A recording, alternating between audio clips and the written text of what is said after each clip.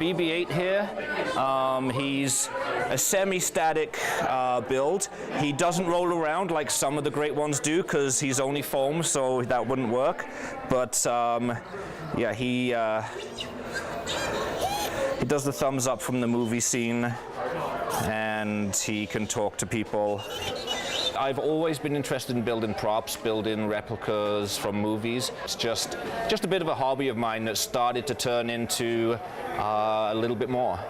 Yeah, just a PVC pipe and exactly, and a bunch of Lego. And cheap speaker wire. That's what I use to extend the servo wires, just speaker wire. It's all out of foam. We use those, they're the floor mats that you buy, jigsaw pieces on the end. You use them playrooms, garages, stuff like that. It's a nice, easy material to find, and if you know what you're doing, you can build some pretty cool things with it. Some people, they don't actually believe that this is foam, so I have to take the door off, and you can see it's just foam inside. I've got some insulation there, a couple of magnets. And to help keep the shape, I just paper mache around a beach ball and then glued the foam on top. It's just a really simple build. This is all foam. This is a paintbrush handle, as is Ariel. Just snap the end of the paintbrush off. Christmas bauble, those ones you can buy for crafts. This is just a bead. In fact, actually, if I open the door for a minute,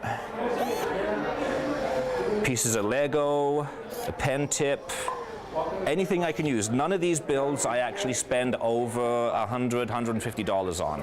I try and keep the cost down as much as possible, and to show that anybody can do it. A little bit of foam, a little bit of Lego, and away you go. BB-8 here probably took about 150 hours. He was one of the hardest to build, simply because with foam, I mean, you can bend the foam one way or the other, but to actually curve it on all the axes was a little difficult.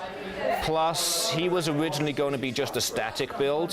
Then a couple of my followers suggested, oh, you could make the head turn, you could add this, and not wanting to shy away from a challenge, I then had to learn a little bit of robotics, add them to it, and then it started to go from there. Even though it does look pretty stressful, it gives me time to relax and do what I want to do, but I've actually started to become a little bit known. One of my builds appeared in the official Star Wars Insider magazine a couple of years ago.